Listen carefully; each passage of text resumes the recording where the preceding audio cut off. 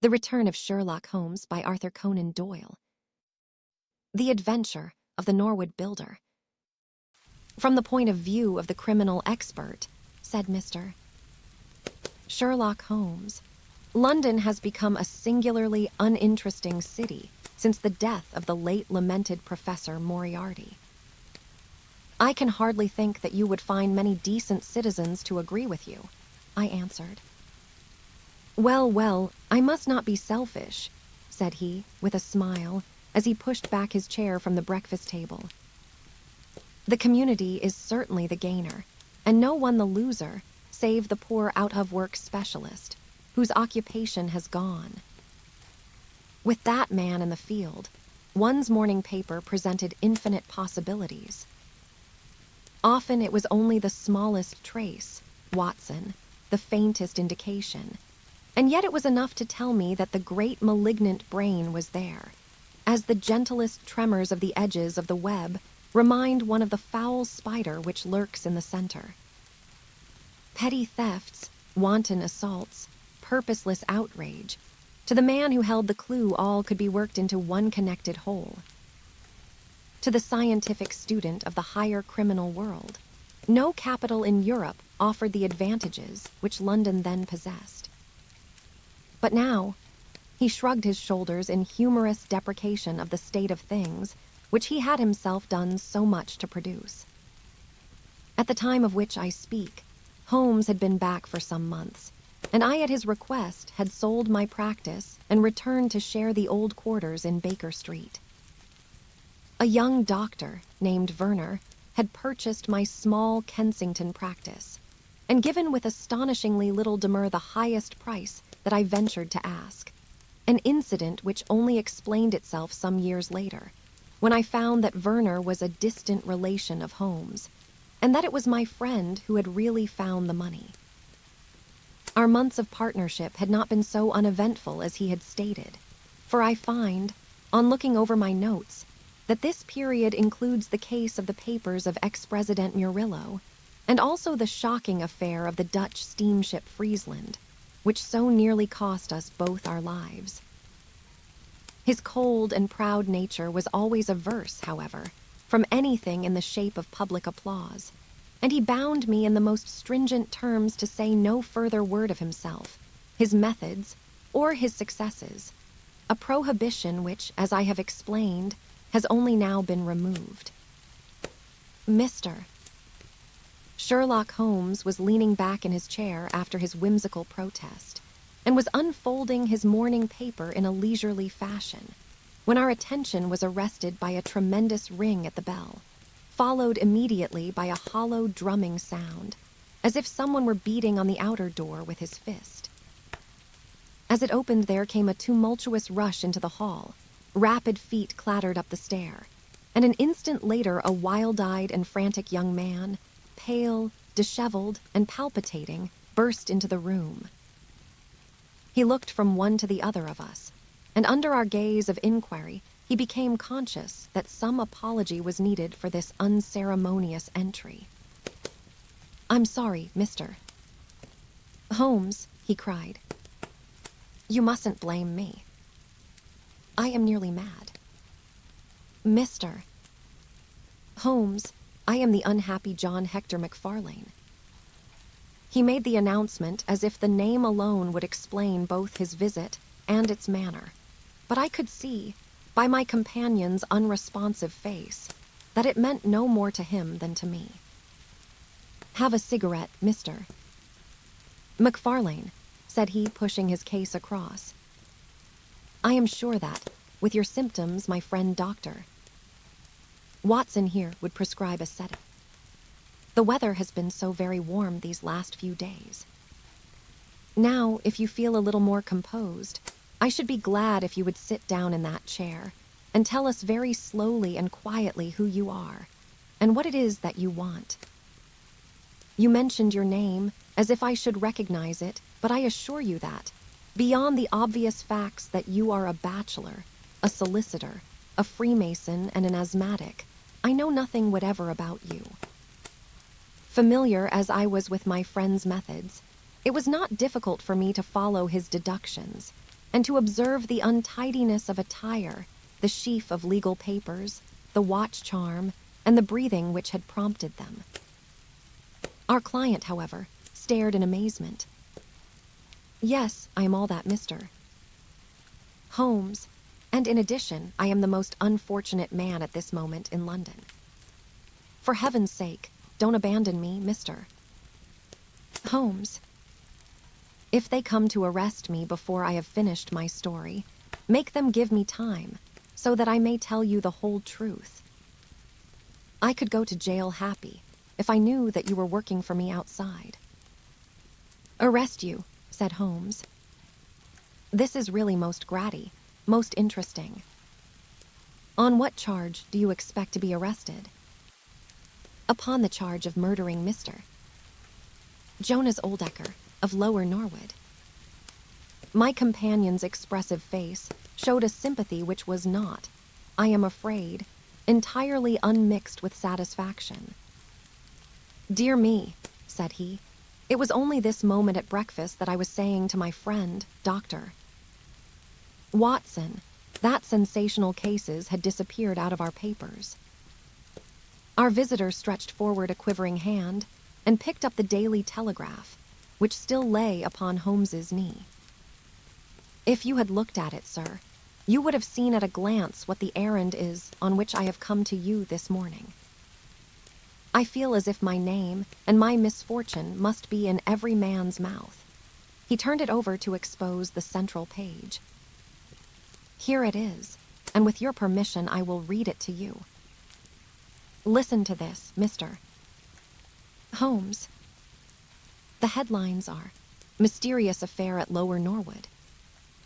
Disappearance of a well-known builder. Suspicion of murder and arson. A clue to the criminal. That is the clue which they are already following, Mr. Holmes, and I know that it leads infallibly to me. I have been followed from London Bridge Station, and I am sure that they are only waiting for the warrant to arrest me. It will break my mother's heart. It will break her heart. He wrung his hands in an agony of apprehension and swayed backward and forward in his chair. I looked with interest upon this man, who was accused of being the perpetrator of a crime of violence. He was flaxen-haired and handsome, in a washed-out negative fashion, with frightened blue eyes, and a clean-shaven face with a weak, sensitive mouth. His age may have been about 27, his dress, and bearing that of a gentleman. From the pocket of his light summer overcoat protruded the bundle of endorsed papers which proclaimed his profession. We must use what time we have, said Holmes. Watson, would you have the kindness to take the paper and to read the paragraph in question? Underneath the vigorous headlines which our client had quoted, I read the following suggestive narrative. Late last night, or early this morning, an incident occurred at Lower Norwood which points, it is feared, to a serious crime. Mr. Jonas Oldecker is a well-known resident of that suburb, where he has carried on his business as a builder for many years. Mr. Oldecker is a bachelor, 52 years of age, and lives in Deep Denay House, at the Sydenham end of the road of that name. He has had the reputation of being a man of eccentric habits, secretive and retiring. For some years, he has practically withdrawn from the business, in which he is said to have massed considerable wealth. A small timber yard still exists, however, at the back of the house, and last night, about 12 o'clock, an alarm was given that one of the stacks was on fire. The engines were soon upon the spot, but the dry wood burned with great fury, and it was impossible to arrest the conflagration until the stack had been entirely consumed. Up to this point, the incident bore the appearance of an ordinary accident, but fresh indications seemed to point to serious crime. Surprise was expressed at the absence of the master of the establishment from the scene of the fire, and an inquiry followed, which showed that he had disappeared from the house. An examination of his room revealed that the bed had not been slept in, that a safe which stood in it was open, that a number of important papers were scattered about the room, and finally, that there were signs of a murderous struggle, slight traces of blood being found within the room, and an oaken walking stick, which also showed stains of blood upon the handle. It is known that Mr. Jonas Oldacker had received a late visitor in his bedroom upon that night, and the stick found has been identified as the property of this person, who is a young London solicitor named John Hector McFarlane, junior partner of Graham and McFarlane, of 426 Gresham Buildings, East Sea. The police believe that they have evidence in their possession which supplies a very convincing motive for the crime, and altogether it cannot be doubted that sensational developments will follow. Later, it is rumored as we go to press that Mr. John Hector McFarlane has actually been arrested on the charge of the murder of Mr. Jonas Oldacker. It is at least certain that a warrant has been issued. There have been further and sinister developments in the investigation at Norwood. Besides the signs of a struggle in the room of the unfortunate builder, it is now known that the French windows of his bedroom, which is on the ground floor, were found to be open, that there were marks as if some bulky object had been dragged across to the woodpile, and finally, it is asserted that charred remains have been found among the charcoal ashes of the fire.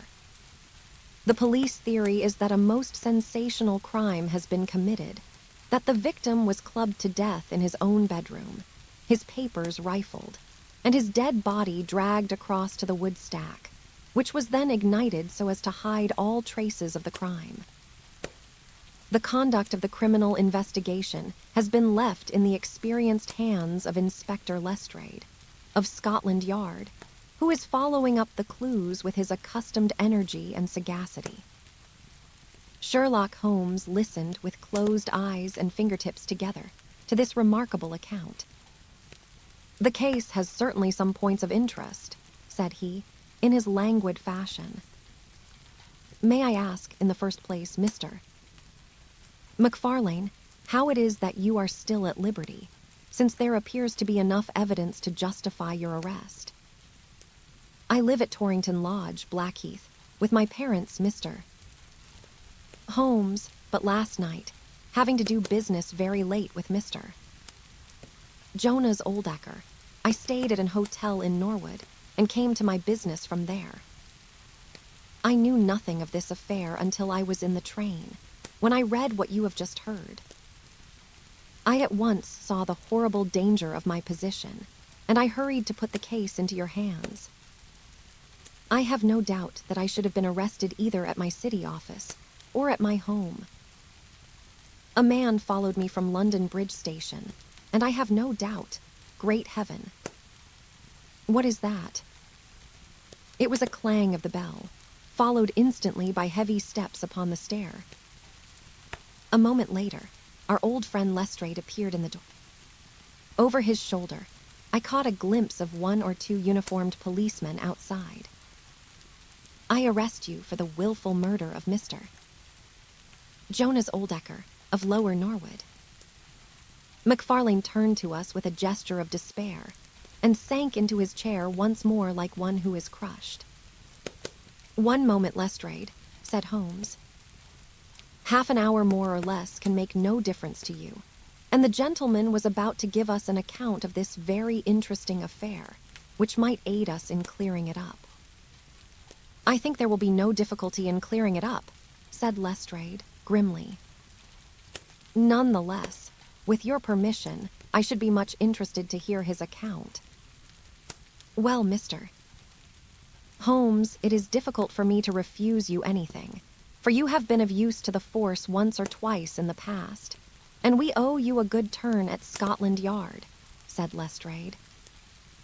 "At the same time, I must remain with my prisoner, and I am bound to warn him that anything he may say will appear in evidence against him." "I wish nothing better," said our client. All I ask is that you should hear and recognize the absolute truth." Lestrade looked at his watch. "I'll give you half an hour," said he. "I must explain first," said McFarlane, "that I knew nothing of Mr. Jonas Oldacre. His name was familiar to me, for many years ago my parents were acquainted with him, but they drifted apart. I was very much surprised, therefore, when yesterday, about 3 o'clock in the afternoon, he walked into my office in the city. But I was still more astonished when he told me the object of his visit. He had in his hand several sheets of a notebook, covered with scribbled writing. Here they are, and he laid them on my table. "Here is my will," said he. "I want you, Mr. McFarlane, to cast it into proper legal shape. I will sit here while you do so." I set myself to copy it, and you can imagine my astonishment when I found that, with some reservations, he had left all his property to me. He was a strange little ferret-like man, with white eyelashes, and when I looked up at him, I found his keen gray eyes fixed upon me with an amused expression. I could hardly believe my own as I read the terms of the will, but he explained that he was a bachelor with hardly any living relation, that he had known my parents in his youth, and that he had always heard of me as a very deserving young man, and was assured that his money would be in worthy hands. Of course, I could only stammer out my thanks. The will was duly finished, signed, and witnessed by my clerk. This is it on the blue paper, and these slips, as I have explained, are the rough draft. Mr. Jonas Oldacre then informed me that there were a number of documents, building leases, title deeds, mortgages, scrip, and so forth, which it was necessary that I should see and understand. He said that his mind would not be easy until the whole thing was settled, and he begged me to come out to his house at Norwood that night, bringing the will with me, and to arrange matters. Remember, my boy, not one word to your parents about the affair until everything is settled. We will keep it as a little surprise for them. He was very insistent upon this point, and made me promise it faithfully. You can imagine, Mr. Holmes, that I was not in a humor to refuse him anything that he might ask. He was my benefactor, and all my desire was to carry out his wishes in every particular. I sent a telegram home, therefore, to say that I had important business on hand, and that it was impossible for me to say how late I might be. Mr. Oldacre had told me that he would like me to have supper with him at 9, as he might not be home before that hour. I had some difficulty in finding his house, however, and it was nearly 1:30 before I reached it. I found him. A middle-aged woman, who was, I suppose, his housekeeper. And it was she, I presume, who mentioned your name. McFarlane wiped his damp brow, and then continued his narrative. I was shown by this woman into a sitting room, where a frugal supper was laid out. Afterwards, Mr. Jonas Oldacre led me into his bedroom, in which there stood a heavy safe.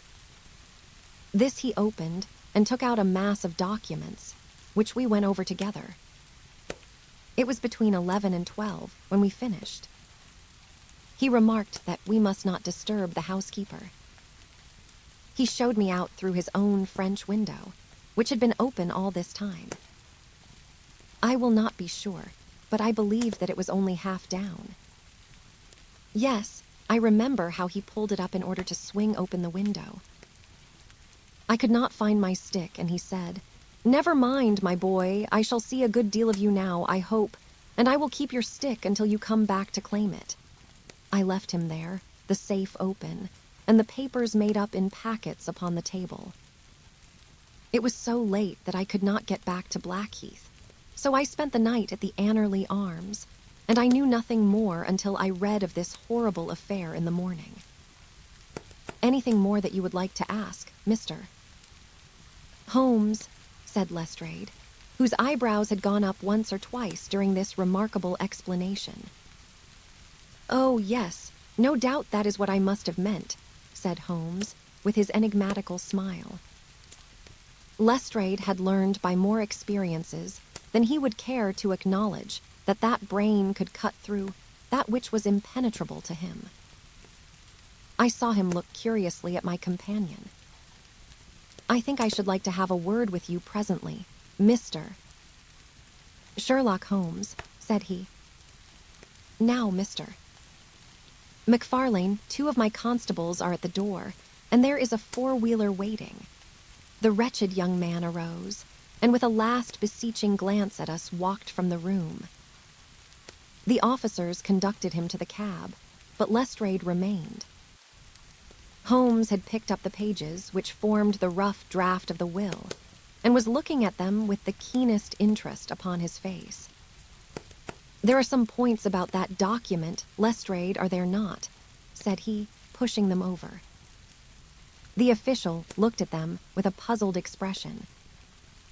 "I can read the first few lines and these in the middle of the second page, and 1 or 2 at the end." "Those are as clear as print," said he, "but the writing in between is very bad, and there are 3 places where I cannot read it at all." "That it was written in a train."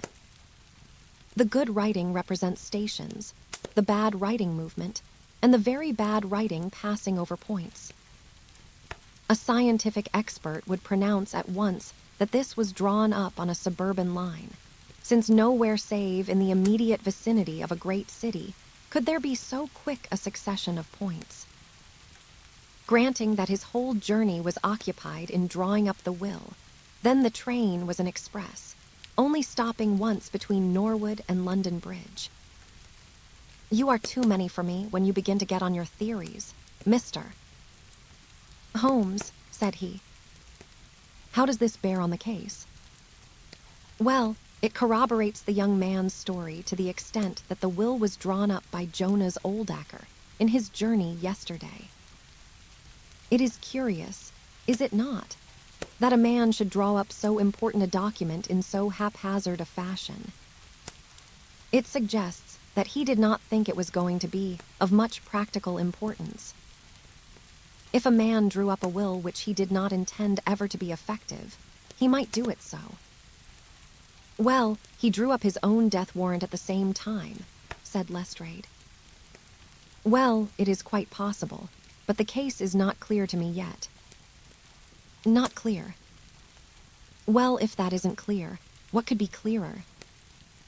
Here is a young man who learns suddenly that, if a certain older man dies, he will succeed to a fortune. What does he do? He says nothing to anyone, but he arranges that he shall go out on some pretext to see his client that night. He waits until the only other person in the house is in bed, and then in the solitude of a man's room he murders him, burns his body in the woodpile, and departs to a neighboring hotel. The bloodstains in the room, and also on the stick, are very slight. It is probable that he imagined his crime to be a bloodless one, and hoped that if the body were consumed, it would hide all traces of the method of his death, traces which, for some reason, must have pointed to him. Is not all this obvious? It strikes me, my good Lestrade, as being just a trifle too obvious, said Holmes. You do not add imagination to your other great qualities. But if you could for one moment put yourself in the place of this young man, would you choose the very night after the will had been made to commit your crime? Would it not seem dangerous to you to make so very close a relation between the two incidents? Again, would you choose an occasion when you are known to be in the house, when a servant has let you in? And finally, would you take the great pains to conceal the body, and yet leave your own stick as a sign that you were the criminal? Confess, Lestrade, that all this is very unlikely. As to the stick, Mr. Holmes, you know as well as I do that a criminal is often flurried, and does such things, which a cool man would avoid. He was very likely afraid to go back to the room. Give me another theory that would fit the facts. I could very easily give you half a dozen, said Holmes. Here, for example, is a very possible and even probable one. I make you a free present of it. The older man is showing documents which are of evident value. A passing tramp sees them through the window, the blind of which is only half down. Exit the solicitor. Enter the tramp. He seizes a stick, which he observes there, kills Oldacker, and departs after burning the body. Possibly the tramp wanted to hide that any murder at all had been committed, because they were papers that he could not negotiate. Lestrade shook his head, though it seemed to me that his manner was less absolutely assured than before. Well, Mr. Sherlock Holmes, you may look for your tramp, and while you are finding him, we will hold on to our man. The future will show which is right. Just notice this point, Mr. Holmes, that so far as we know, none of the papers were removed, and that the prisoner is the one man in the world who had no reason for removing them, since he was heir at law and would come into them in any case. I don't mean to deny that the evidence is in some ways very strongly in favor of your theory, said he. I only wish to point out that there are other theories possible. As you say, the future will decide. Good morning. I dare say that in the course of the day, I shall drop in at Norwood and see how you are getting on.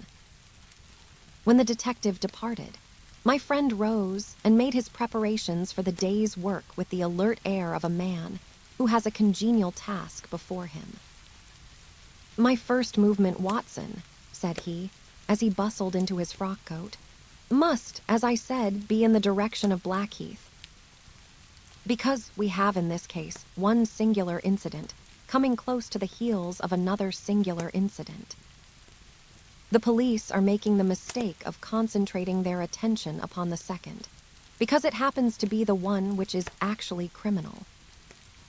But it is evident to me that the logical way to approach the case is to begin by trying to throw some light upon the first incident, the curious will, so suddenly made, and to so unexpected an heir. It may do something to simplify what followed. No, my dear fellow, I don't think you can help me. There is no prospect of danger, or I should not dream of stirring out without you. I trust that, when I see you in the evening, I will be able to report that I have been able to do something for this unfortunate youngster who has thrown himself upon my protection. It was late when my friend returned, and I could see, by a glance at his haggard and anxious face, that the high hopes with which he had started had not been fulfilled. For an hour he droned away upon his violin, endeavoring to soothe his own ruffled spirits. At last he flung down the instrument and plunged into a detailed account of his misadventures. It's all going wrong, Watson. All as wrong as it can go. I kept a bold face before Lestrade, but upon my soul, I believe that for once the fellow is on the right track and we are on the wrong. All my instincts are one way, and all the facts are the other, and I much fear that British juries have not yet attained that pitch of intelligence when they will give the preference to my theories over Lestrade's facts. Yes, Watson, I went there, and I found very quickly that the late lamented Oldacker was a pretty considerable blackguard. The father was away in search of his son. The mother was at home, a little fluffy, blue-eyed person, in a tremor of fear and indignation. Of course, she would not admit even the possibility of his guilt. But she would not express either surprise or regret over the fate of Oldacker. On the contrary, she spoke of him with such bitterness that she was unconsciously considerably strengthening the case of the police, for, of course, if her son had heard her speak of the man in this fashion, it would predispose him towards hatred and violence. He was more like a malignant and cunning ape than a human being, said she, and he always was, ever since he was a young man. Yes, I knew him well, in fact. He was an old suitor of mine. Thank heaven that I had the sense to turn away from him and to marry a better, if poorer, man. I was engaged to him, Mr. Holmes, when I heard a shocking story of how he had turned a cat loose in an aviary, and I was so horrified at his brutal cruelty that I would have nothing more to do with him. She rummaged in a bureau, and presently she produced a photograph of a woman, shamefully defaced and mutilated with a knife. "That is my own photograph," she said. "He sent it to me in that state, with his curse, upon my wedding morning." "Well," said I, "at least he has forgiven you now, since he has left all his property to your son." "Neither my son, nor I want anything from Jonas Oldacker, dead or alive," she cried with a proper spirit. "There is a God in heaven, Mr. Holmes, and that same God who has punished that wicked man will show, in his own good time, that my son's hands are guiltless of his blood." Well, I tried 1 or 2 leads, but could get at nothing which would help our hypothesis, and several points which would make against it. I gave it up at last, and off I went to Norwood. This place, Deepdene House, is a big modern villa of staring brick, standing back in its own grounds, with a laurel-clumped lawn in front of it. To the right, and some distance back from the road, was the timber yard which had been the scene of the fire. Here's a rough plan on a leaf of my notebook. This window on the left is the one which opens into Oldacre's room. You can look into it from the road, you see. That is about the only bit of consolation I have had today. Lestrade was not there, but his head constable did the honors. They had just found a great treasure trove. They had spent the morning raking among the ashes of the burned woodpile, and besides the charred organic remains, they had secured several discolored metal discs. I examined them with care, and there was no doubt that they were trouser buttons. I even distinguished that one of them was marked with the name of Hyams, who was Oldacre's tailor. I then worked the lawn very carefully for signs and traces, but this drought has made everything as hard as iron. Nothing was to be seen save that some body or bundle had been dragged through a low privet hedge, which is in a line with the woodpile. All that, of course, fits in with the official theory. I crawled about the lawn with an August sun on my back, but I got up at the end of an hour no wiser than before. Well, after this fiasco, I went into the bedroom and examined that also. The bloodstains were very slight, mere smears and discolorations, but undoubtedly fresh. The stick had been removed, but there also the marks were slight. There is no doubt about the stick belonging to our client. He admits it. Footmarks of both men could be made out on the carpet, but none of any third person, which again is a trick for the other side. They were piling up their score all the time, and we were at a standstill. Only one little gleam of hope did I get, and yet it amounted to nothing. I examined the contents of the safe, most of which had been taken out and left on the table. The papers had been made up into sealed envelopes, 1 or 2 of which had been opened by the police. They were not, so far as I could judge, of any great value, nor did the bank book show that Mr. Oldacre was in such very affluent circumstances. But it seemed to me that all the papers were not there. There were allusions to some deeds, possibly the more valuable, which I could not find. This, of course, if we could definitely prove it, would turn Lestrade's argument against himself, for who would steal a thing if he knew that he would shortly inherit it? Finally, having drawn every other cover and picked up no scent, I tried my luck with the housekeeper. Mrs. Lexington is her name, a little dark, silent person with suspicious and sidelong eyes. She could tell us something if she would. I am convinced of it. But she was as close as wax. Yes, she had let Mr. McFarlane in at 9:30. She wished her hand had withered before she had done so. She had gone to bed at 10:30. Her room was at the other end of the house, and she could hear nothing of what had passed. Mr. McFarlane had left his hat, and to the best of her belief, his stick, in the hall. She had been awakened by the alarm of fire. Her poor, dear master had certainly been murdered. Had he any enemies? Well, every man had enemies, but Mr. Oldacker kept himself very much to himself, and only met people in the way of business. She had seen the buttons, and was sure that they belonged to the clothes which he had worn last night. The woodpile was very dry, for it had not rained for a month. It burned like tinder, and by the time she reached the spot, nothing could be seen but flames. She and all the firemen smelled the burned flesh from inside it. She knew nothing of the papers, nor of Mr. Oldacre's private affairs. So, my dear Watson, there's my report of a failure. And yet, he clenched his thin hands in a paroxysm of conviction. I know it's all wrong. I feel it in my bones.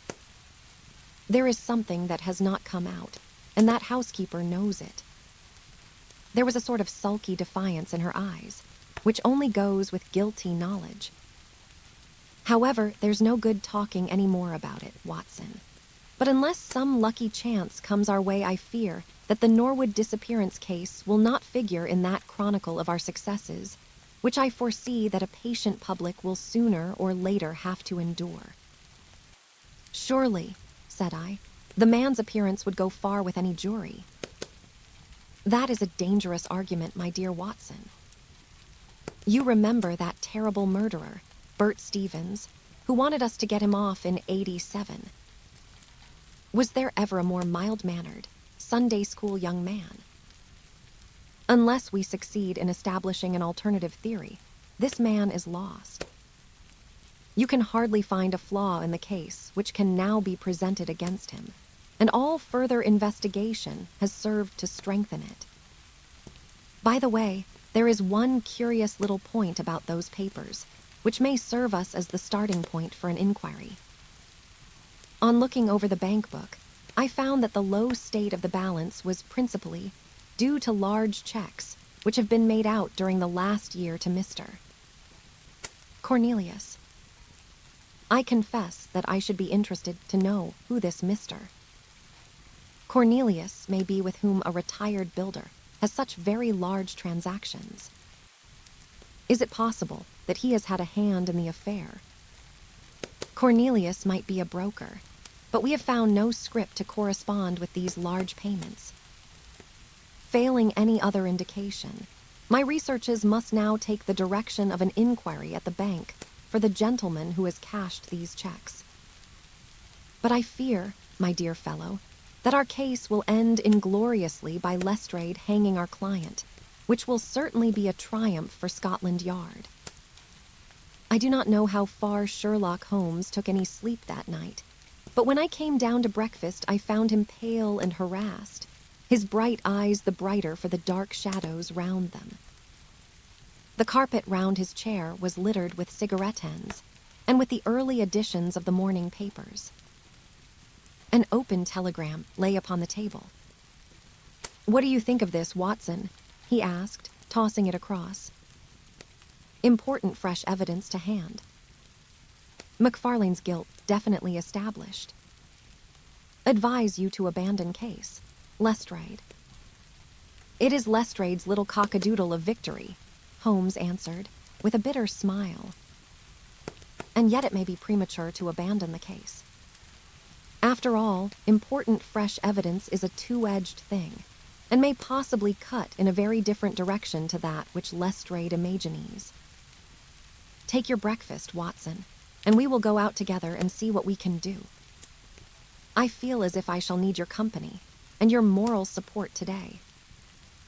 My friend had no breakfast himself, for it was one of his peculiarities that in his more intense moments he would permit himself no food, and I have known him presume upon his iron strength until he has fainted from pure inanition.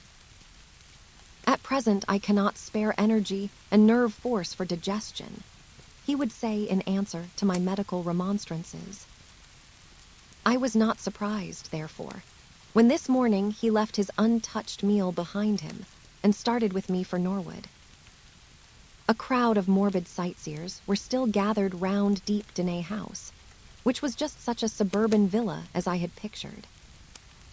Within the gates Lestrade met us, his face flushed with victory, his manner grossly triumphant. Well, Mr. Holmes, have you proved us to be wrong yet? Have you found your tramp? He cried. I have formed no conclusion whatever, my companion answered. But we formed ours yesterday, and now it proves to be correct, so you must acknowledge that we have been a little in front of you this time, Mr. Holmes. You certainly have the air of something unusual having occurred, said Holmes. You don't like being beaten any more than the rest of us do, said he. A man can't expect always to have it his own way, can he, Doctor?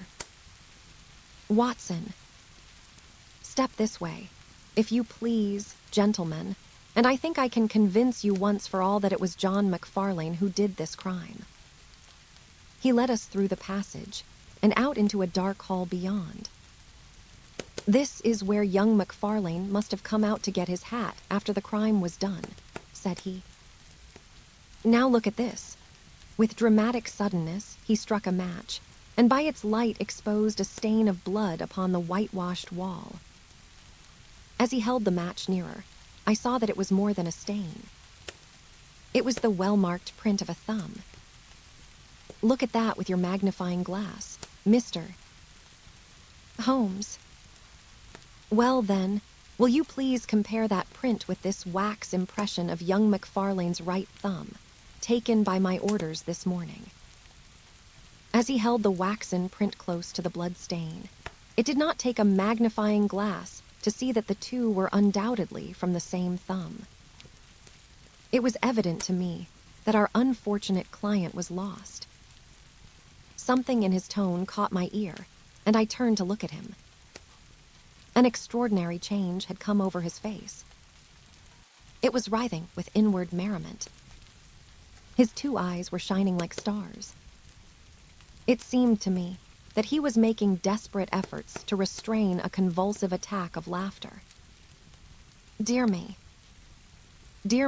he said at last. Well now, who would have thought it? And how deceptive appearances may be, to be sure. Such a nice young man to look at. It is a lesson to us not to trust our own judgment, is it not, Lestrade? Yes, some of us are a little too much inclined to be cocksure, Mr. Holmes, said Lestrade. The man's insolence was maddening, but we could not resent it. What a providential thing that this young man should press his right thumb against the wall in taking his hat from the peg. Such a very natural action, too, if you come to think of it.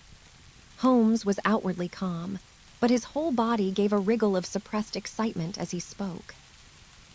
By the way, Lestrade, who made this remarkable discovery? It was the housekeeper, Mrs.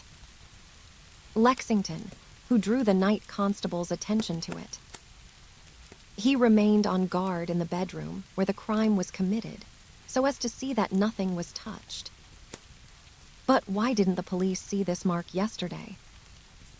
Well, we had no particular reason to make a careful examination of the hall. Besides, it's not in a very prominent place, as you see. No, of course not. I suppose there is no doubt that the mark was there yesterday. Lestrade looked at Holmes as if he thought he was going out of his mind. I confess that I was myself surprised both at his hilarious manner and at his rather wild observation. I don't know whether you think that McFarlane came out of jail in the dead of the night in order to strengthen the evidence against himself, said Lestrade. I leave it to any expert in the world whether that is not the mark of his thumb. There, that's enough, said Lestrade. I am a practical man, Mr. Holmes, and when I have got my evidence, I come to my conclusions.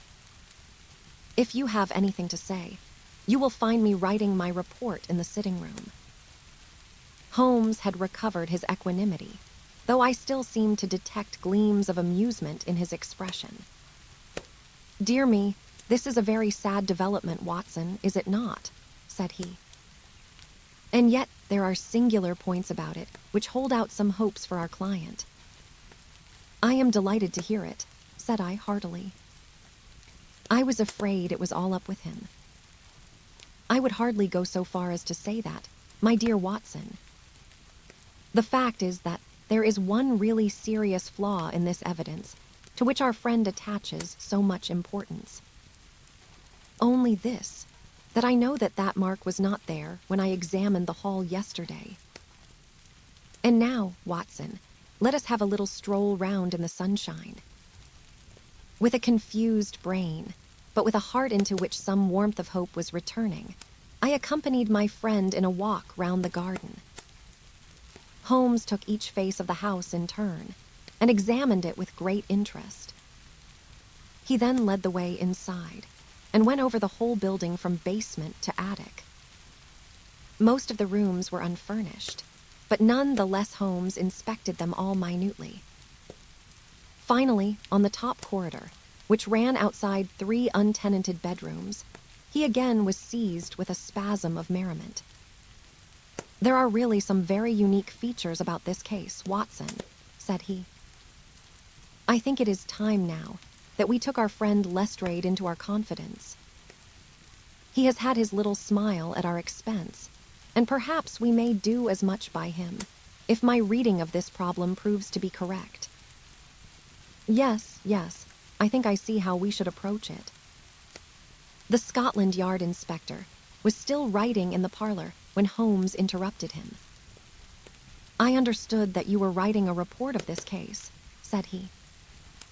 Don't you think it may be a little premature? I can't help thinking that your evidence is not complete. Lestrade knew my friend too well to disregard his words. He laid down his pen and looked curiously at him. Only that there is an important witness whom you have not seen. Excellent, said Holmes. May I ask if they are all large, able-bodied men with powerful voices? I have no doubt they are, though I fail to see what their voices have to do with it. Perhaps I can help you to see that, and 1 or 2 other things as well, said Holmes. Kindly summon your men, and I will try. 5 minutes later, 3 policemen had assembled in the hall. In the outhouse you will find a considerable quantity of straw, said Holmes. I will ask you to carry in 2 bundles of it. I think it will be of the greatest assistance in producing the witness whom I require. Thank you very much. I believe you have some matches in your pocket, Watson. Now, Mr. Lestrade, I will ask you all to accompany me to the top landing. As I have said, there was a broad corridor there, which ran outside 3 empty bedrooms. At one end of the corridor, we were all marshaled by Sherlock Holmes, the constables grinning and Lestrade staring at my friend with amazement, expectation, and derision, chasing each other across his features. Holmes stood before us with the air of a conjurer who is performing a trick. Would you kindly send one of your constables for 2 buckets of water? Put the straw on the floor here, free from the wall on either side. Now I think that we are all ready. Lestrade's face had begun to grow red and angry. I don't know whether you are playing a game with us, Mr. Sherlock Holmes, said he. If you know anything, you can surely say it without all this tomfoolery. I assure you, my good Lestrade, that I have an excellent reason for everything that I do. You may possibly remember that you chaffed me a little, some hours ago, when the sun seemed on your side of the hedge, so you must not grudge me a little pomp and ceremony now. Might I ask you, Watson, to open that window, and then to put a match to the edge of the straw?" I did so, and driven by the draft, a coil of gray smoke swirled down the corridor, while the dry straw crackled and flamed. "Now we must see if we can find this witness for you, Lestrade. Might I ask you all to join in the cry of fire? Now then, 1, 2, 3. It had hardly died away when an amazing thing happened. A door suddenly flew open out of what appeared to be solid wall at the end of the corridor, and a little wizened man darted out of it, like a rabbit out of its burrow. "Capital," said Holmes calmly. "Watson, a bucket of water over the straw." "That will do. Lestrade, allow me to present you with your principal missing witness, Mr. Jonas Oldecker." The detective stared at the newcomer with blank amazement. The latter was blinking in the bright light of the corridor and peering at us and at the smoldering fire. It was an odious face, crafty, vicious, malignant, with shifty, light gray eyes and white lashes. "What's this, then?" said Lestrade at last. "What have you been doing all this time, eh?" Oldecker gave an uneasy laugh, shrinking back from the furious red face of the angry detective. "No harm.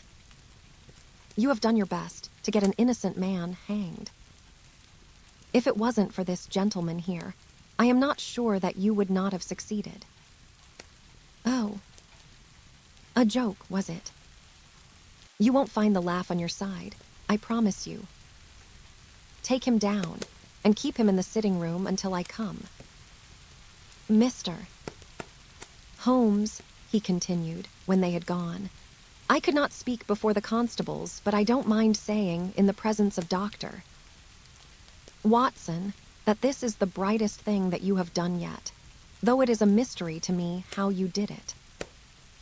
You have saved an innocent man's life, and you have prevented a very grave scandal, which would have ruined my reputation in the force." Holmes smiled and clapped Lestrade upon the shoulder. "Instead of being ruined, my good sir, you will find that your reputation has been enormously enhanced. Just make a few alterations in that report which you were writing, and they will understand how hard it is to throw dust in the eyes of Inspector Lestrade." "Not at all. The work is its own reward. Perhaps I shall get the credit also at some distant day, when I permit my zealous historian to lay out his fool's cap once more. Watson. Well now, let us see where this rat has been lurking." A lath and plaster partition had been run across the passage 6 feet from the end, with a door cunningly concealed in it. It was lit within by slits under the eaves. A few articles of furniture and a supply of food and water were within, together with a number of books and papers. "There's the advantage of being a builder," said Holmes, as we came out. He was able to fix up his own little hiding place without any confederate, save, of course, that precious housekeeper of his, whom I should lose no time in adding to your bag, Lestrade. I'll take your advice. But how did you know of this place, Mr. Holmes? I made up my mind that the fellow was in hiding in the house. When I paced one corridor and found it 6 feet shorter than the corresponding one below, it was pretty clear where he was. I thought he had not the nerve to lie quiet before an alarm of fire. We could, of course, have gone in and taken him, but it amused me to make him reveal himself. Besides, I owed you a little mystification, Lestrade, for your chaff in the morning. Well, sir, you certainly got equal with me on that. But how in the world did you know that he was in the house at all? The thumb mark, Lestrade. You said it was final, and so it was in a very different sense. I knew it had not been there the day before. I pay a good deal of attention to matters of detail, as you may have observed, and I had examined the hall and was sure that the wall was clear. Therefore, it had been put on during the night. Very simply. When those packets were sealed up, Jonas Oldacker got McFarlane to secure one of the seals by putting his thumb upon the soft wax. It would be done so quickly and so naturally that I dare say the young man himself has no recollection of it. Very likely it just so happened, and Oldacker had himself no notion of the use he would put it to. Brooding over the case in that den of his, it suddenly struck him what absolutely damning evidence he could make against McFarlane by using that thumb mark.